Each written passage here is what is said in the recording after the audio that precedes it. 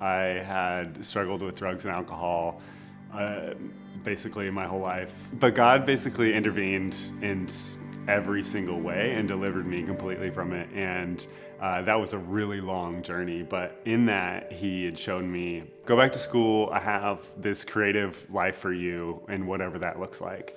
And so I was on basically just like a life mission to go back to school and be who God called me to be, and had essentially said, I'm gonna do nothing else, literally nothing else, until that is complete. When Doug and I met, I was so content with life.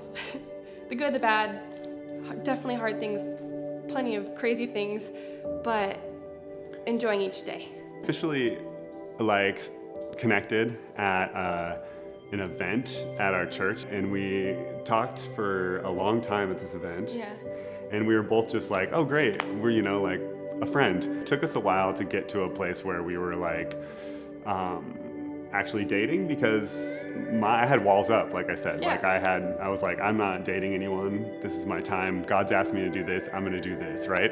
But it was funny because God was like, yeah, I do want you to do that, but on this path, let me just bring you Stephanie. And Yeah. I definitely couldn't have done the goals that God had for me unless Stephanie had come along and helped. I had no expectations past that. Like, we just want to be friends. We neither of us thought to ourselves, is he or she the one? Like, we just thought that was fun. And then one thing I had learned was to base everything on what's verbally communicated. Unless he verbally says, like, I am interested in you in more than a friend, then he's not. And it kept me so safe. Sorry, jumping in. I also thought it was crazy too, because when I asked her if we could date, suddenly she was like, yes! Ah! And I was like, you didn't see this coming all along? No. You weren't like, finally, which is what I expected. No, I was just so excited. So we've been married 8.5 years now, and it's been, I feel guilty in how wonderful it's been, but I have all the credit to the Holy Spirit. Yeah. So for me, I feel like because both of us are love and want God, we can get so much grace from the Holy Spirit to love each other in a real, just really well way. Sticking to that friendship that we originally just started with, and because that's what started our relationship and was so powerful that made us just continue wanting to get to know each other and get married. So something that matters to us a lot is having a neighborhood church and growing that community.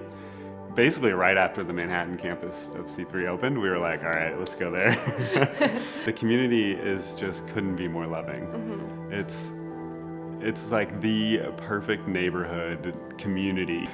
It feels like a neighborhood when I show up and see all my friends. One of our favorite things about the church is just watching Pastor Josh and Jordy's examples of how they live and their obedience to God. One thing we've really felt like God's been challenging us with in obedience to Him is in the midst of New York City, which is so wild and busy and crazy, and you have opportunities to do like 1 million things per day if you say yes to them. Felt like the Holy Spirit is teaching us to obey only His voice. What's great is if you just do what God's asked you to do instead. It can either be just a few things, or it could be everything, and it looks like you're just doing all the things, but no matter what, God's yoke and His burden is easy.